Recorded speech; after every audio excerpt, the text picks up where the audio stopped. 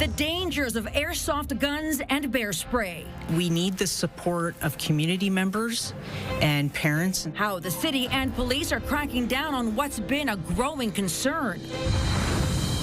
The province's relationship with Ottawa. The UCP government says it's putting it into the hands of Albertans. Learning about diversity, learning about how everybody is different. There isn't really an age limit to that. And a Calgary debut author's message of diversity for youngsters.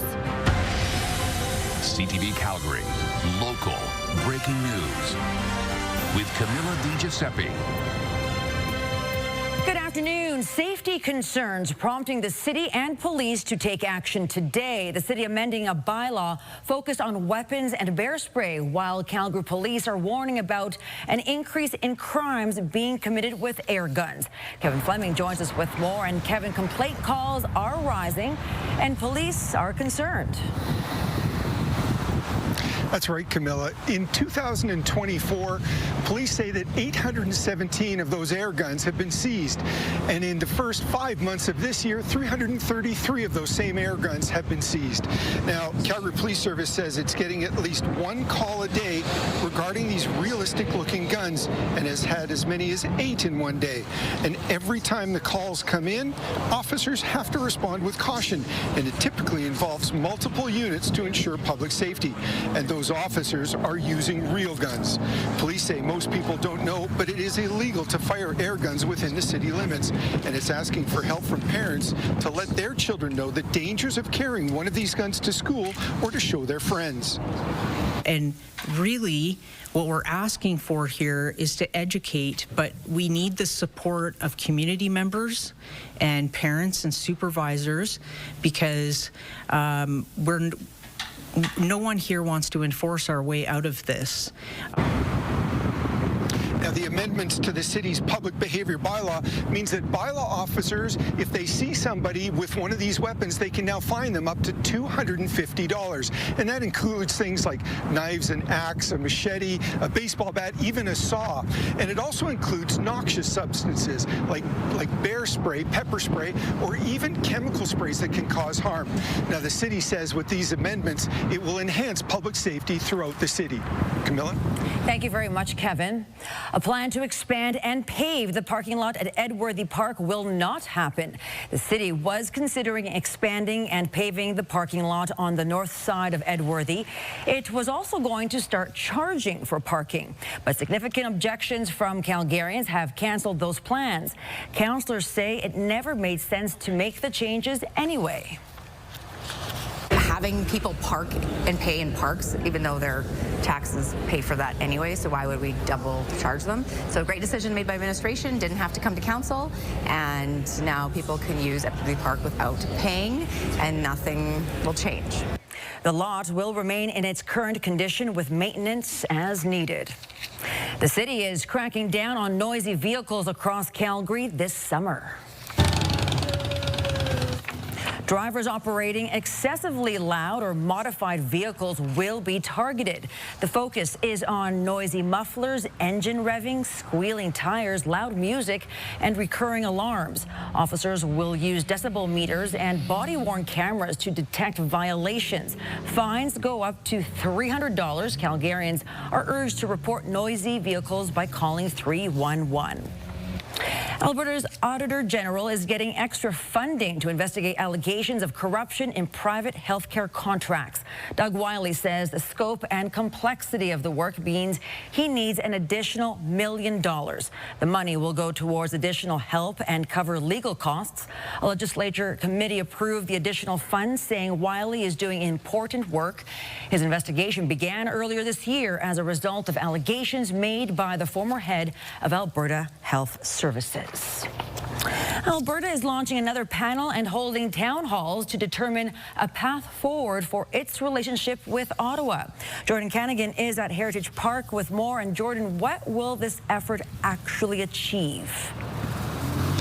Well, Camille, it was announced at Heritage Park just a couple of hours ago. Of course, this is a place that celebrates the past, but the Alberta Next panel wants to look to the future, and that panel will also consider possible questions for a referendum for Albertans next year. The panel is made up of more than a dozen members, including politicians, academics, business leaders, and doctors. The Premier wants them to listen to Albertans about what to do to defend its economy and how to push back against Ottawa, especially when it comes to natural resource development. They'll look at a possible Alberta pension plan, a provincial police force, equalization payments, immigration reform, and more. Danielle Smith says federal policies have been harmful to Alberta, and she wants to know how people in this province want to move forward.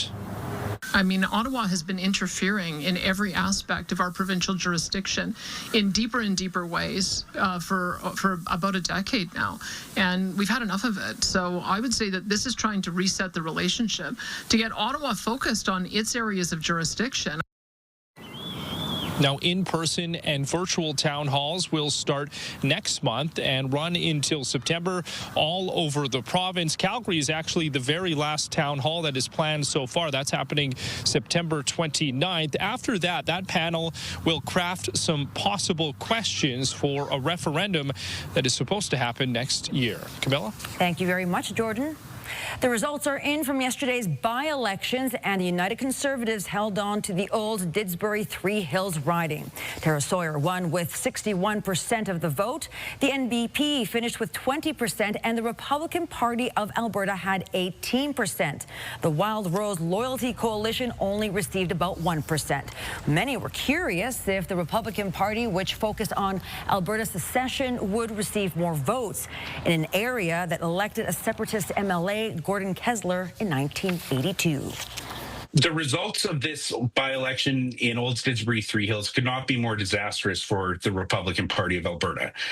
To have come in third behind the NDP is not something that even their most ardent supporters could ever have imagined, and I would expect them to go off into the wilderness at this point. Cam Davies of the Republican Party tells CTV News he considers this by-election a success for laying the party's foundation. He plans to continue building momentum. Official results will be confirmed by July 3rd. The NDP won the other two by-elections in Edmonton. Party leader Naheed Nenshi will now have a seat in the legislature after earning more than 82% of the vote in Edmonton Strathcona. The Premier congratulated Nenshi on the win, saying she looks forward to constructive debate and working to advance Alberta's interest.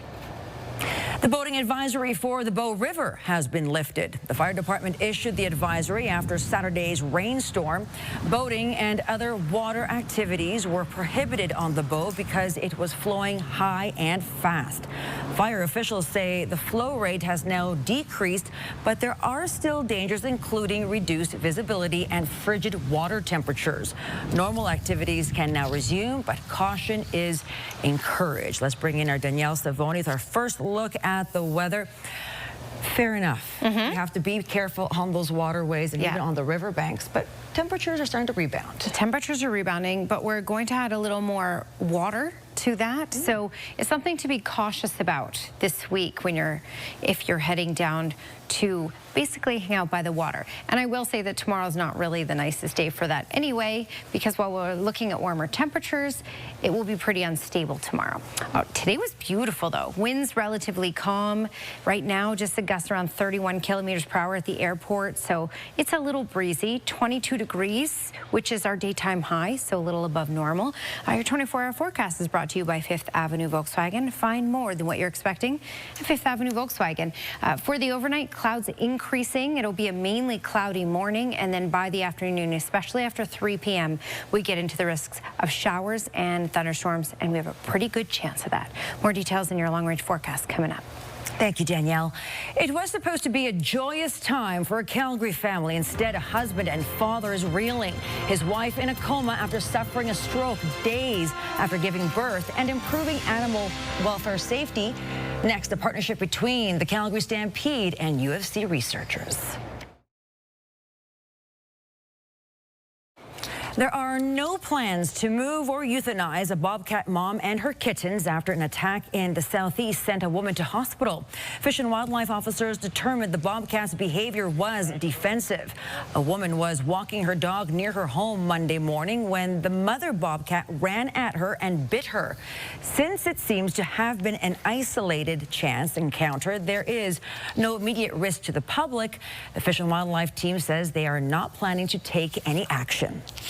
Well, we are just over a week away from the kickoff to the greatest outdoor show on earth, but research focused on Calgary Stampede animal welfare is happening year-round. For over 10 years, the Calgary Stampede has teamed up with the UFC's Faculty of Veterinary Medicine. Studies involve all the Stampede animals, including rodeo and rangeland derby horses, from optimal racetrack conditions to detecting abnormalities through a horse's stride. They did find some rodeo animals showed signs of discomfort in the July heat. This year, tents will be erected. Researchers will examine how animals in the shade fare compared to those that are not. They say it's not enough to act on gut feelings alone. We need to have some sort of facts and data to lead us as to what the right direction is. And it's also, like I said, sure, shade should make the animals cooler, but is it set up the right way? Are there other ways that, the configuration, the materials of the shade that's provided? The UFC researchers are also taking horse blood samples to look for cardiovascular and other underlying health issues. Shania Twain is hoping to make a difference when it comes to food insecurity. The singer-songwriter is committing $25,000 to several cities, including Calgary. The money will provide 75,000 meals to people facing food insecurity in our city. Her summer tour kicks off at the Calgary Stampede on July 5th. She is also this year's parade marshal. That's a great pick. Always gotta love the Shania. Now, Stampede far off when it comes to weather, but right now, a little thunderstorm action. Yeah, in the north end, we have a little weak thunderstorm passing through in Calgary. So it's one of those days. We're not looking at severe potential for today, but we are looking at the potential for some thunderstorms here and there. And we have one in the north end right now. Okay, temperatures right where they should be, pretty much. 21 downtown, 22 at the airport, 20 in Bragg Creek, and 22 in Strathmore. Get your daily dose of greens at Serenity Golf Club, just 20 minutes east of Calgary. Okay, bigger picture here. A lot of 20s going on, but you can see warmer temperatures in the far southeast corner, as per usual. 24 degrees in Medicine Hat and Milk River and Lethbridge right now. Winds in southern Alberta have been relatively calm for today, just a little breezy at times. The sun has been out in most communities, so it's a really nice day to have after all that rain and instability. All right, here's that flow that we're looking at, more of a zonal flow, and we're on the south side of the jet stream. So for much of this week, temperatures will be similar to today. The difference is tomorrow we'll see a lot more cloud cover, and we have more potential for thunderstorm activity in Calgary and areas along the QE2. I'm going to show you that in the future cast here. But first, we'll focus on what's happening. So we have the thunderstorm development, and it's starting to creep down the foothills. So we've just had one pop up in Calgary, and it could even head a little further south as well. Just to show you Calgary and the north end and what we're looking at here. Again, no hail with this. A bit of a downpour, but it's brief and short-lived, and there's a little bit of lightning associated with this as well. It's a quick mover. It will be out of the way, but there could be more behind that. So we have basically the potential of getting any sort of thunderstorm activity right up until 1 in the morning. Not sure if you heard the midnight rain last night, but that's the potential again as we head in through the next little bit here. Then let's fast forward to tomorrow morning. Mainly cloudy. There may be some sunny breaks, but not much expected. And then by the afternoon, this. Now for tomorrow, because it will be more unstable than today, some of these could come with some hail. We could reach a more severe criteria when we're looking at thunderstorm activity, especially as they track east of Highway 2 and QE2. So I will keep my eye on that for you, but keep your eyes on the sky by the supper hours for tomorrow for sure and take them seriously. All right, then Thursday, same type of idea, except a little more sunshine possible, and then late day thunderstorms once again. And then by Friday, rain is even possible in the morning. This is a shot at 10 a.m. Friday. So Friday could be an on and off rainy day, and we could get about 5 millimeters of rain from that. 23 degrees is our high for tomorrow, mainly cloudy skies, late day thunderstorms certainly possible. And we have the chance of late day thunderstorms once again on Thursday, and temperatures similar. Cooler on Friday, on and off rain throughout the day is certainly possible, and then we start to brighten up as we head into the weekend, warm up once again into the 20s for the weekend as well.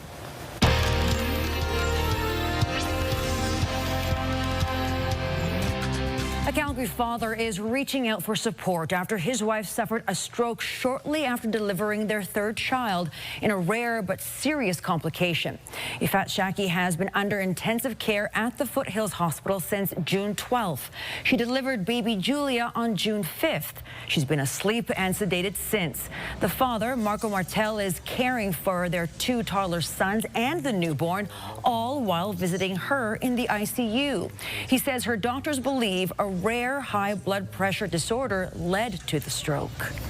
Because when my wife comes out of this, if she's able to know what's going on around her, I want her to have one less worried and to be happy that my kids are good, you know. I don't want her to come out and have another impact that something happened to one of them or anything like that, you know. I want to make sure that they're fine. Martel has started a GoFundMe to help raise funds because there are so many unknowns about his wife's health condition and caring for the 3 children. The Heart and Stroke Foundation says blood pressure monitoring is crucial, especially for pregnancy and postpartum. The Hangar Flight Museum is hitting more than one milestone, from celebrating its 50th year to wrapping up a 2-year renovation project. That's next.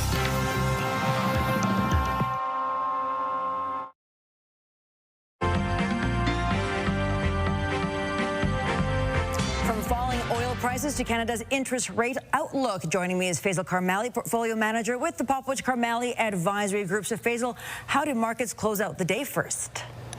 You know, with the ceasefire as well as the Federal Reserve speaking today, the market saw some energy. In fact, they saw both parts of the TSX and the Dow Jones up triple-digit gains, and we're probably getting very close, about 1% off the S&P 500 record high. And with inflation in line with expectations, do you think rates will go down by the Bank of Canada? Here's what the markets are basically saying. When you look at the 2 parts of inflation, the top line, which is 1.7%, that's in line with what the Bank of Canada wants. But the Bank of Canada also focuses on core inflation. That takes out food and energy, which is a bit more volatile of a number. That comes in at 3%, which is at the higher band of the Bank of Canada's target range between 1% and 3%. So right now the market is saying there's a 33% probability that there's going to be a rate cut. So don't hold your breath. There might not be one come July 30th. And what's going on with oil prices? Wow, when you look at a ceasefire happening and the conversations from Monday and today, a 12% drop in Brent crude, 10% in WTI. There's a lot of optimism in the overall situation in the Middle East, causing oil to actually fall so quickly. I'm not fully convinced that this is a bottoming process. I think there's a lot more volatility to go. We just don't know which direction, depending on what happens in the Middle East. Always informative. Thank you, Faisal. Thanks for having me. A virtual power plant is under construction in an Edmonton neighborhood. The plant is made up of 100 batteries deployed throughout homes in a solar-powered community. Instead of excess energy from solar panels flowing directly to the power grid, the energy is stored on site. That stored energy is then put onto the grid when demand is high. According to EPCOR, virtual power plants will save customers money and be better for the environment. Calgary police are sounding the alarm about air gun incidents. Here's Ian White with a look ahead to CTV News at 6. Camilla, police say on average they're responding to one call a day involving airsoft, pellet, or BB guns. Several incidents have involved youth openly carrying and discharging the guns in public spaces. Coming up at 6, how many of the guns police have seized so far this year, plus what police are doing to reduce the crime. Also ahead, the province wants to hear from Albertans about the future path for the province. Coming up at 6, reaction to the launch of the Alberta Next panel. Camilla? Thank you very much, Ian. A free reading event is underway at Central Memorial Park. Here's a live shot of Reading in the Wild, which is underway for another year. Organized by WordFest and the Calgary Public Library, it encourages people to enjoy the simple pleasure of reading outside. You can bring your own book, or the library has some to choose from. The event runs until 7 tonight. And a Calgary author is going around to different schools to share her book, I Am Bean, with children across the city. From preschool to school-age kids, this is Lourdes Diaz's first book. It brings a message of diversity, embracing differences, and discovering that we all seek connection and a sense of belonging, even at a young age.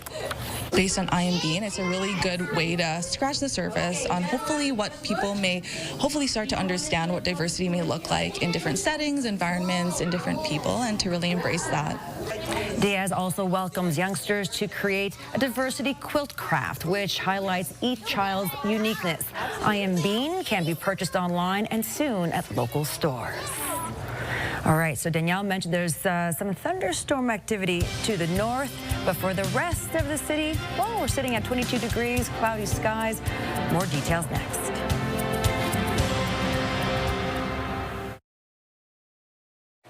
I had to mention it. You are sunshine and I'm the blue sky. Yeah. Just crossing fingers that more of that will come. Resembling today? Absolutely. Not tomorrow. Maybe not so much. Not so much tomorrow. Okay, 22 degrees current temperature. Today's daytime high, which is pretty much where we should be for this time of year, and well below the record of 31.2 for this day. Okay, tomorrow, mainly cloudy skies, and then after 1 in the afternoon, we get into the chance of showers and thunderstorms, especially closer to those supper hours. And then by Thursday, sunshine for much of the day with late day thunderstorms possible. And then by Friday, it looks like an on-off rainy day. That rain could even start in the morning, and check out the temperature, 18 degrees by then. So when you look at these next 3, our best chance for brightness and sunshine is Thursday. Cam? Thanks for that, Danielle.